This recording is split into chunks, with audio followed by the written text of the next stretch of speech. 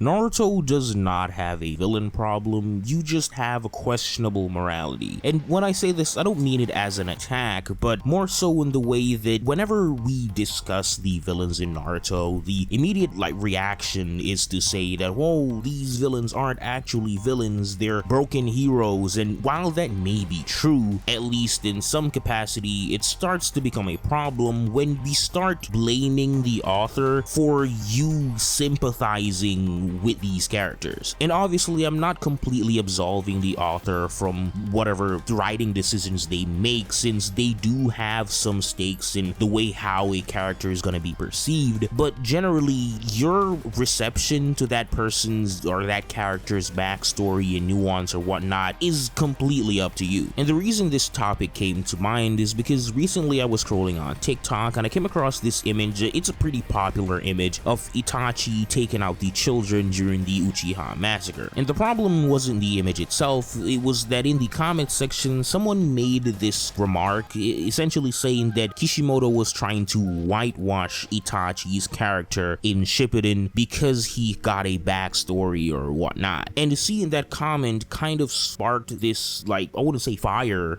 under me, where I came to the realization that a lot of people are blaming their own moral positioning on Kishimoto and the Naruto series as a whole. Because at least from my perspective, there was nothing about Itachi that we learned that changed my perception of him, at least down to that core fundamental level. Because obviously our perception of him is gonna change given the context that we know of, but no amount of nuance and character backstory changed my feeling of Itachi, which is that this dude was an asshole.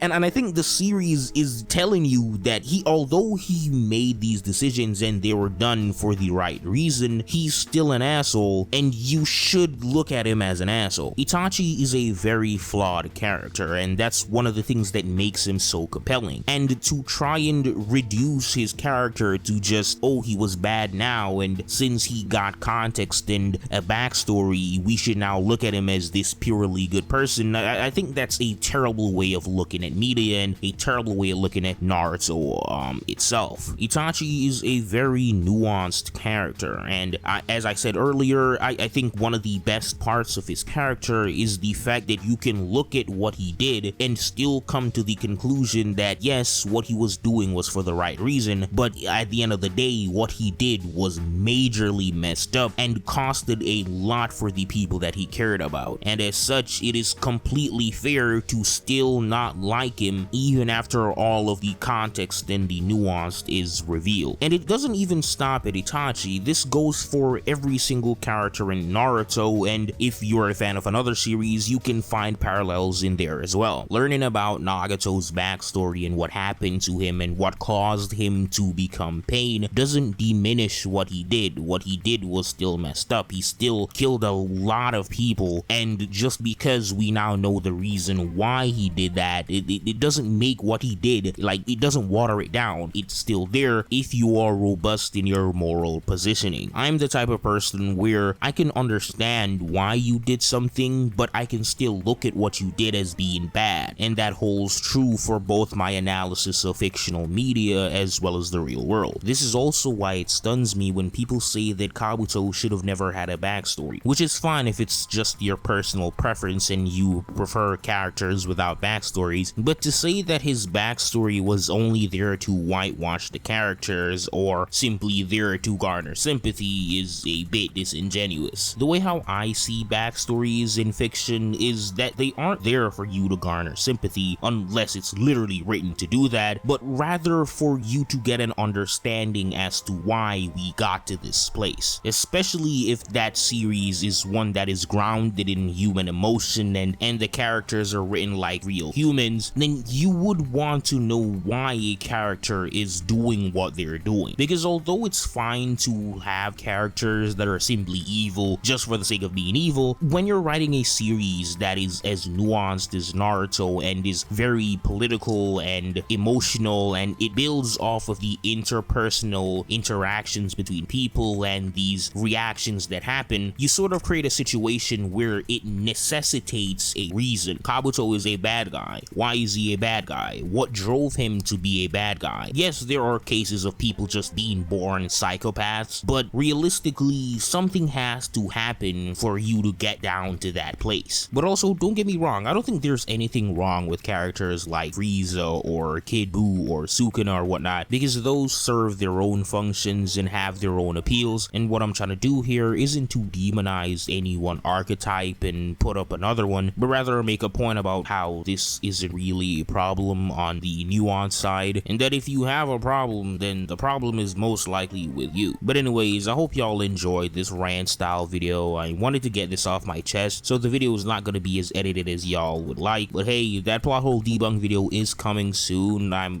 pretty sure I'm at like what, 3,500 characters, words, yeah, words. I'm almost at 4,000 words, bro, and that's gonna be a long one. I think it's gonna be really interesting. It's gonna be really entertaining.